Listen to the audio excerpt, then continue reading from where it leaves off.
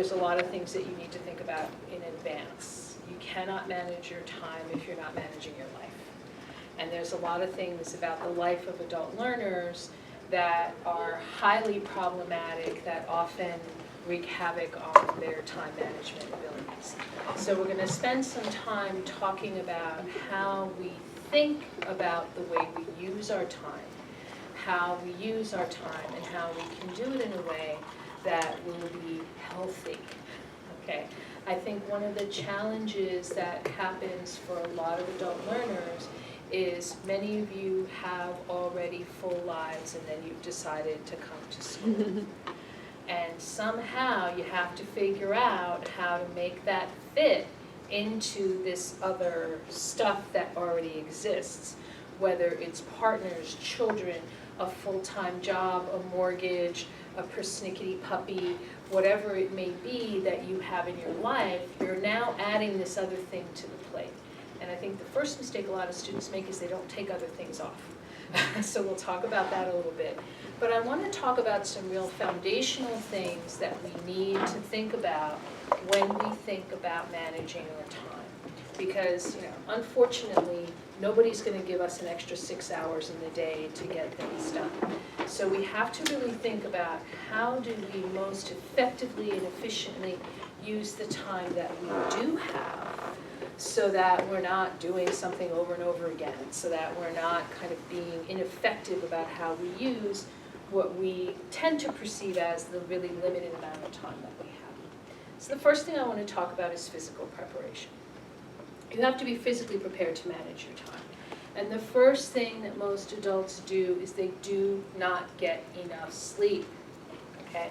Average adult needs 7.5 to 9 hours of sleep a night. What Grandma told us about sleep was incorrect. It was not about relaxing your body. It's about allowing your brain to make connections. Okay, the time that we sleep the most in our lives is when we're infants, which is when our brain is doing the most development. So all that sleeping is for the brain to go, let's make some new neural pathways. I looked at blue today and I need to know what to do with that. Your brain continues to do the same thing as a student. So when you read a book, you're getting some of it as you're reading it, but the pathways to imprinting that information on your brain, being able to retrieve it, use it, integrate it with the other things that you already know, happens when you're sleeping. And this is the first mistake that adult learners make. I'm busy, I've got a busy day, so I'm going to get up at 5 and go to bed at 1. That is the worst possible thing that you can possibly do. Okay? When we don't, not only does this create neural pathways, but getting enough sleep allows you to be more efficient. Okay, if you find yourself reading, and a lot of students study at night, reading and reading the same thing over and over and over again, and it's not rocket science, you're probably too tired to take in any more information.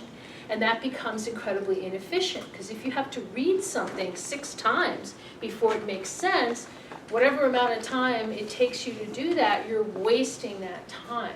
Getting adequate sleep will allow you to read it once and get it, or maybe twice if it's very complicated. Okay, so let me ask you this. How do you know if you're getting enough sleep? You're not tired in the morning. Not tired in the morning, that's important. How many of you have the alarm clock that could raise the dead in the morning? And you keep hitting the snooze button, and you keep hitting the snooze button. That means you're not getting enough sleep. Now, I'm going to tell you something that you can do. It's hard to do it now, but there will be a break coming up in December, so you might have to wait till then unless you can do it now. If you give yourself about 2 weeks, go to bed at about the same time every night. And when I say that, we're talking within about the same half hour every night. You do something that winds you down before you go to sleep. Not a good idea to watch TV, too much information happening too fast. So reading, having a nice warm cup of tea, doing some kind of relaxation, etc. You go to bed, do not set your alarm. Go to bed, go to sleep. Wake up in the morning and see what time it is. Do that for a couple of weeks. That's going to tell you how much time your body needs to sleep. So if you, let's say, go to bed every night at 11 and you wake up at 8, you're one of those unfortunate adults whose body is saying, I need 9 hours of sleep. So if you need to get up at 7, that means you need to go to bed at 9. And that's just the way it is. And you know, that whole idea of making it up and power napping, we know that extended sleep overnight is really important. Okay, now, if you do that, what will happen is you will not need the alarm clock. I have a fun fact to know and tell about myself. Somebody told me this a lot of years ago. With the exception of when my son was born, that's a whole other thing if you've got infants and young people in your household. But with the exception of that block of time, for the last 30 years, I have not had an alarm clock. I wake up within the same range of 15 minutes every morning, except when they change that clock thing on me, and then it's kind of like, it wreaks a little havoc with my life. Excuse me. So it's important to consider that because you will be much more efficient. You will not have to look at things over and over and over again. The other thing about getting adequate sleep, you'll be more pleasant to be around. Most of us get a little irritable when we're overtired, and being overtired also creates things that we do that are probably not so good for us, like that old Snickers commercial where it's 3 o'clock in the afternoon and you've got that lull, so I need to eat a Snickers bar. We're more likely to eat all kinds of stuff we probably shouldn't be eating when we're overtired. So I cannot emphasize this enough. Now there's research on this. There are studies that have been done looking at undergraduates at major universities, very competitive universities. There's actually a study that was done simultaneously at Harvard, MIT, Brown, and I can't remember the 4th school. And they took 2 groups of undergrads. And they had one group that just lived their lives and did whatever they were doing. And they had another group who slept at least 8 hours a night. The GPAs of the kids who slept at least an hour a night over the course of a year went up 1 grade. The B students became A students. The C students became B students with nothing else, just sleeping, because your brain will function better. Okay, so really important. The second thing that's important to think about is hydration. Okay, this little bottle of water is incredibly important. Okay, so when we think about, most adults are very poorly hydrated in this country. Okay, that 6 to 8 glasses of water that they talk about, that is to maintain you if you, A, live in an environment that is relatively not dry, so not dry like the environment we live in, and if you don't move too much. If you kind of are very, very sedentary. You don't go to the gym, you don't walk to your car, you kind of laying around all day. Okay? Water does really important things for us, right? It carries nutrients to our cells, it helps us flush out toxins. Mild dehydration depletes us of energy. So how do you know when you're dehydrated? If you're thirsty, you're already past the point of being adequately hydrated. Thirst is a sign that you are dehydrated, not that you're getting there. Okay, so if you're thirsty a lot, you're not getting enough fluid. And it's important to recognize also that caffeine, the friend of the adult learner, dehydrates you. So if you're someone who starts off your day at Starbucks and then has 4 cups of coffee when you go to work and has 3 more on the way here, you better be drinking an awful lot of water to make that up. I was talking to, it was very interesting, I was actually having this conversation with my doctor the last time I had a physical, and I said, you know, that's 6 to 8 glasses of water. She's like, no.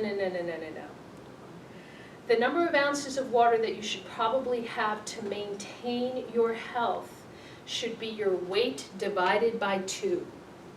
So if you weigh 100 pounds, you should be drinking at least 50 ounces of water every day. If you weigh 150 pounds, you should be drinking at least 75. So that 6 ounces of water, when you 6 glasses of water, that's usually an 8-ounce glass. So 8-ounce glasses of water is 64 ounces. So, yeah, 64 ounces. So that's for a 128-pound person who's not going to the gym. That's for a 128-pound person who's just sitting. So you need to drink a lot of water. And I don't mean sugar, I don't mean Coke, I mean clear liquid. So you can do water with bubbles in it, you can do tea, right? Not with sugar and all kinds of other stuff in there, just plain water. Now, people tell me water's an acquired taste. It's like, that's kind of an interesting thing, considering that we may run out. You know, there may be a day when you go to your tap and there won't be any water in there, but really important to be adequately hydrated. Important to start off being well hydrated in the morning. When you sleep all night, you're not taking in any water. So how do you know? What is the telltale sign of whether or not you are well hydrated? Hmm? Can you have energy or you feel energized? Maybe. Anybody want to guess? Not Thursday? No, When we're you going go to to be the restroom? yes, we're going to be a little tacky. When you go potty, look, your urine should be virtually clear. If your urine looks like a banana or a sunshine or an orange crayon, you are not getting adequate fluid. Your urine should consistently be very clear. You know, if you're looking in the toilet, you should barely know that it's there. Okay, so very incredibly important to overall health and well-being. Okay, and you definitely will experience having more energies and far fewer ups and downs if you're well hydrated. So a lot of folks talk about, you know, start your day off with a big glass of water. Like get up, go to the bathroom, have a glass of water. Start that way. And then you should probably have water with you all day long. Just travel with it, you know, walk around with it. You know, if you sip all day, you don't have to necessarily be chugging. If you sip all day, that's kind of a good idea.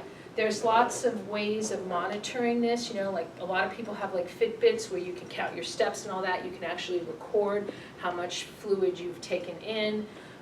You know, I know other folks who will get a jug of whatever size that they think they need to drink every day and then just work on it, you know, keep working on it, right? So incredibly important to your overall well-being. Dehydration also influences concentration. So if you're sitting in class and you're finding yourself thinking about your grocery list or whatever, it could be that whoever's talking to you is boring, but it could also be that you're either sleep deprived or dehydrated. So important to think about that.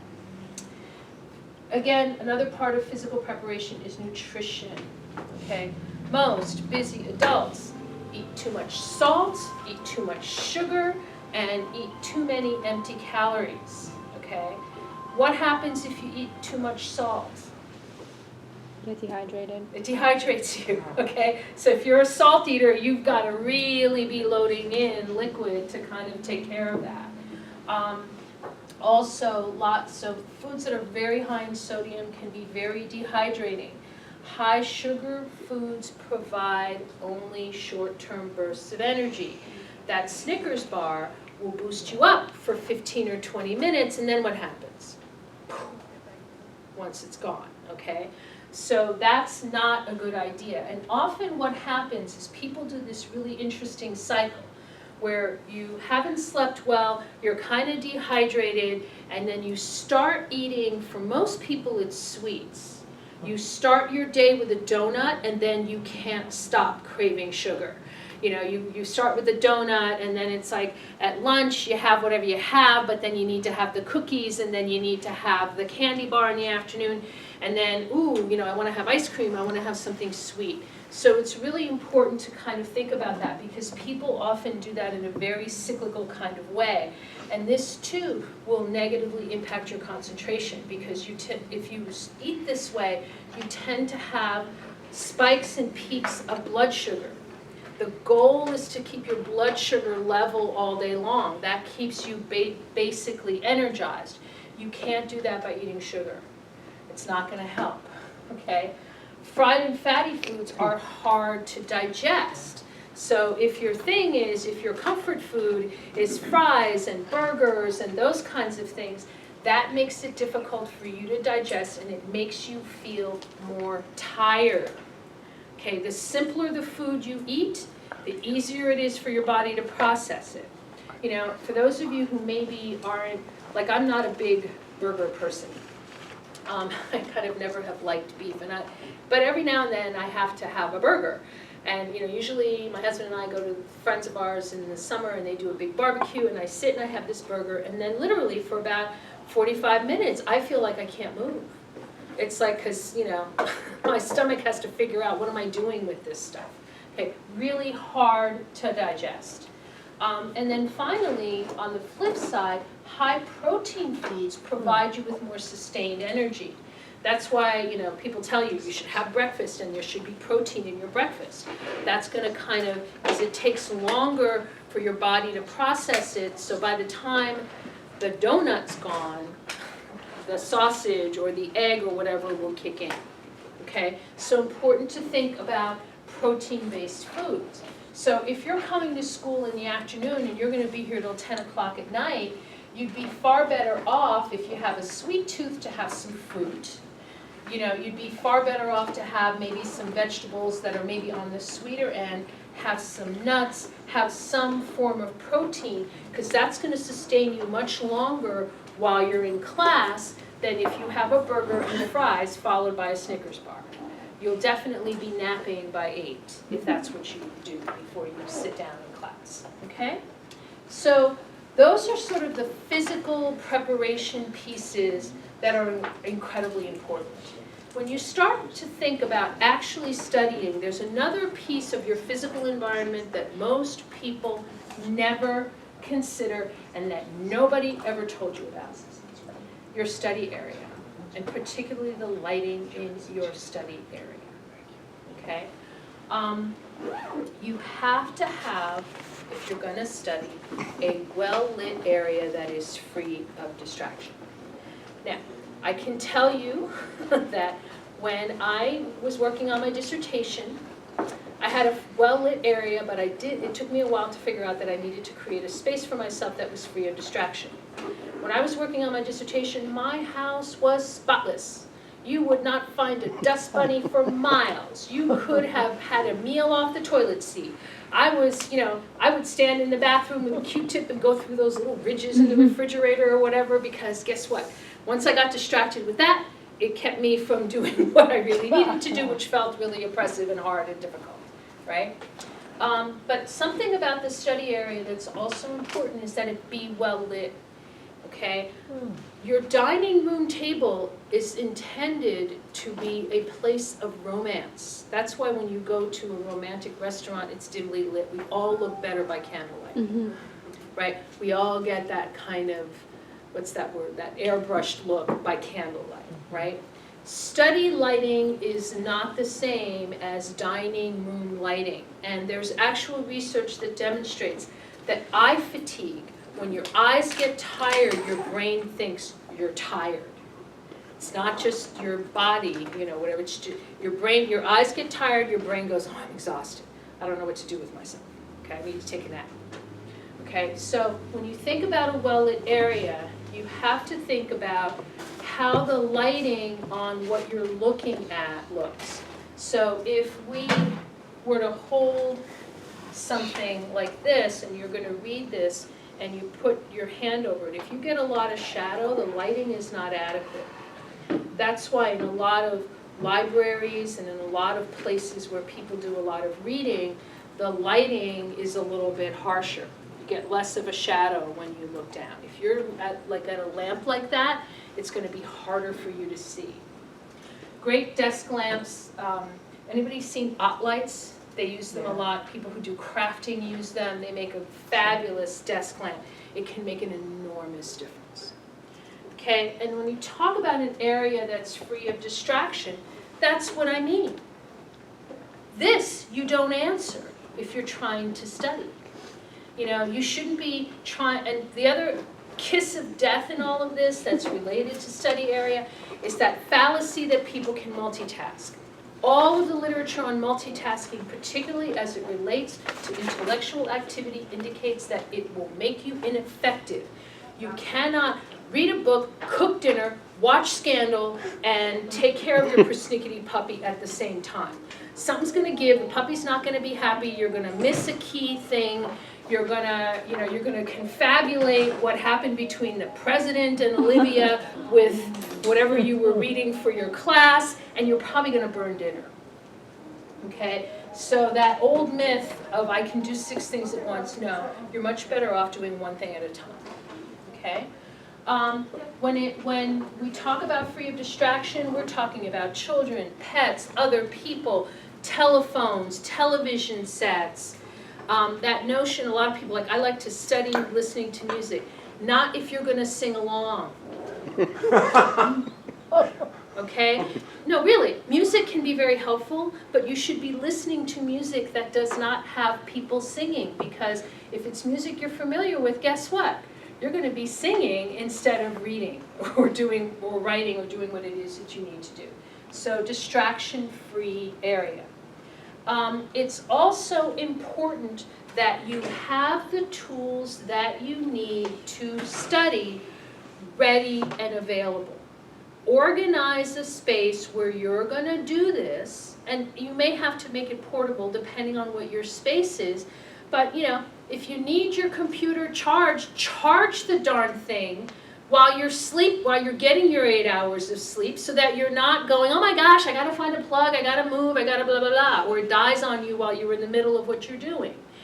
You need to have your books, whatever your writing utensils are, your pens, your pencils, all of that. Those things should all be organized, because if the book you need to read is in the bathroom and your computer is in the kitchen and your pencils are in your bag that's in the living room, you're going to spend a lot of time running around trying to get your stuff together.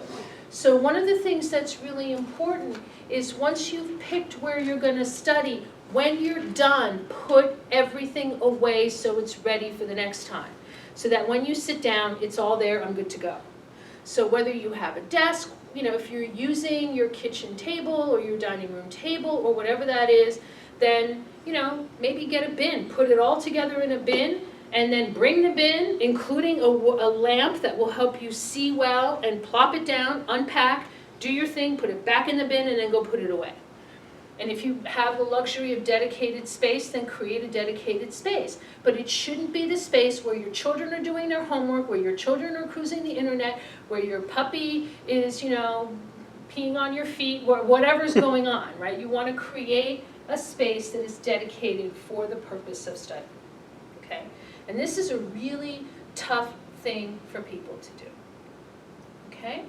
So once we're done with physical preparation, it's really important to be psychologically prepared to be a student. And I see students come into Antioch, I've been here for 15 years, and I spot them a mile away where you are so not ready to do this. So the first question you've got to ask yourself is, have you made time to be a student? If you work 40 hours a week, have a persnickety puppy that needs 20 hours of your attention every week, have 3 children, partner who needs a lot of attention, you do 15 hours of volunteer work every week, where do you become a student? Where is that in your life if you're going to sleep? Because ultimately, I think most of you, when you come to school, you want to leave with the degree that you came for and the relationships that you came with intact. Right? And one of the things very interesting, particularly for adults, A lot of adults who go back to school who are partnered when they start are not when they finish. And there's a reason for that, because you don't have a good balance of things. Have the people that depend on you prepared for you to be a student. If you have kids, if you have a partner, if you have aging parents, if you have other folks either in your workplace, in your volunteer life or whatever who depend on you for things, you need to have a conversation about the fact that my life is going to change. Right? And if we go back to that notion of setting, we're going to talk about setting aside some time to study, that may mean you can't call me between 7 and 9 o'clock during the week. Or you can't, because I'm studying then. Right? Because one of the things that's the biggest mistake that students make with their time is you schedule your classes, you schedule when you go to work, you schedule your hair appointment, you schedule when you're going to go to the dentist, you schedule your kid's soccer game, and then you figure you're going to study somewhere in the middle there, somewhere. But scandal's on, are you kidding? You know, so you have to think about scheduling when you're going to study just like you would schedule everything else. And, you know, I would say you probably would not encourage your friends to call you while you're in class. So when you're studying, no, don't call me. You know, I'm in school, I'm studying, so call me after, or I'll call you back. You know, there are wonderful things on these things where you can ignore people, or you can, better yet, put it somewhere else where you don't even know that it's ringing, and leave it alone. You know, there was a time when we weren't 24/7 connected to everybody, and somehow we all survived. We all got here. You know, my mother didn't have one of these, and I broke my arm in school, and somehow they found her, and the world didn't come to an end. You know, we reunited, and I wasn't abandoned on the side of the road, right? So, important to recognize that, right? And then, do you have adequate supports in your life to be a student? Do you have a team of people who are on your side? Is somebody at home going to make dinner, take out the garbage, step it up? If you have kids, are you going to say, okay, let's step it up, guys. We're going to learn how to get ready to be more like an adult. So you're going to make your own bed because you're big enough to do that. And you're going to take care of some of your stuff yourself, right? This is really hard, particularly for women to do, right? But it's important to create the space and make the space. Otherwise, everything is about conflict, okay? So that's the other piece of psychological preparation that's really important when you think about managing your time. Okay, so I'm going to share with you this time management matrix. This is my favorite thing. I think it's one of the most helpful tools that you can use. Stephen Covey, who's the of 7 Habits of Highly Effective People fame, included this in a book called First Things First, which he did in 1994.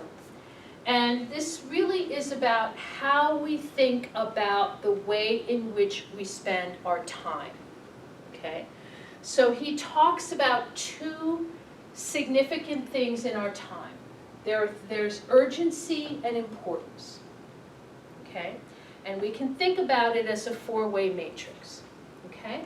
So we probably all have things in our lives that come up every now and then that are important and urgent, okay? So if you have a small child and the school calls and said your kid is sick, come get your kid, what do? You drop everything and you go get your kid, right? Oftentimes now, one of the things that's really important when you think about this is that things that are here should never become this because you didn't do what you needed to do.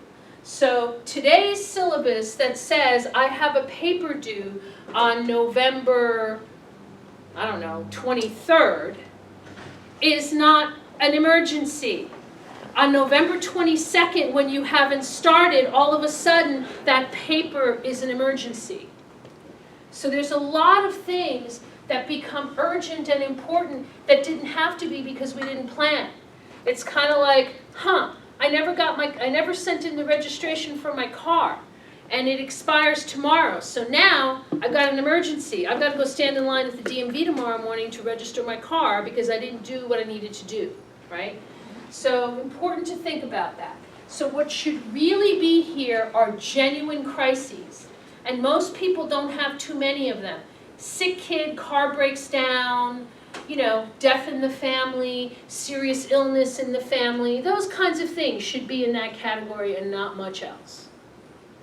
You may have crises at work. So for example, if somebody is supposed to do something and they call in sick and, you know, somebody's got to pitch in, yeah, that makes sense. But a lot of things in our personal lives don't need to be here, okay?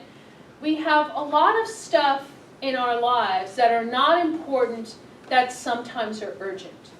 Many of these things are part of our work life, okay, where it's somebody else's issue, but they, you know, they kind of palm it off on you. So if you work for somebody else, you know, your boss comes in and says, I need this report tomorrow, you know, it becomes urgent. It may not be important to you, but it's important to them, and it may impact your bottom line. So sometimes there are meetings and mail and reports and phone calls and interruptions that fall into this category, okay? Now, I want to talk about the category of not important and not urgent. That is the place where we will often find ourselves spending inordinate amounts of time when we are exhausted and just done. This is when you're sitting and you need to work on a paper and you're exhausted and you turn on the TV and lo and behold you find a Gilligan's Island marathon on Nick at Night, and for the next 7 hours you're trying to see if Gilligan's going to get off the island. And, you know, the day just goes away and you don't know how it went away, okay? Now, the thing I want to talk about that's important is what we find here is trivia, busy work. You know, you go down the rabbit hole of being on the internet. You know, you're on Wikipedia. You're having a conversation with somebody. How many husbands did Elizabeth Taylor have? Next thing you know, 5 hours later, you're going, ooh, wall cat, ooh, ooh, isn't that pretty? Ooh, I could buy this on Etsy. Ooh, you know, and then the next thing you know, hours have gone by. It's not rejuvenating, it's not replenishing, it's not helping. Now, it's not to say that there may not be some pieces of watching television that are your personal little thing that just makes you smile or it just makes you happy, right? I have a close friend, and we both have gotten addicted to Scandal, and she lives in the Inland Empire now. We don't get to see each other very much. So when that show's on Thursday night, we watch and we're on our phones going OMG back and forth, and it's great, good fun. And then we usually talk for about a half an hour after it's over. It's our time to catch up, and we're like, I can't believe that happened, or I'm going to have to watch it again because I'm confused, right? So it connects us in a way. It's a way of kind of winding down, and it's kind of fun for both of us. That's very different from this kind of I'm going to mindlessly, you know, do whatever. You know, some phone calls, like probably all of us have someone in our life. I have a friend who does this to me quite often, and you know, it's gotten to the point where it's like, really, like she's gotten in a habit. She calls me every evening, and I'm like, hi, what are you doing? Not much. What's new? And then, you know, she's going to tell me about her day, which really, she doesn't have that exciting a life. You know, and we could spend a half an hour, 45 minutes on the phone talking about nothing.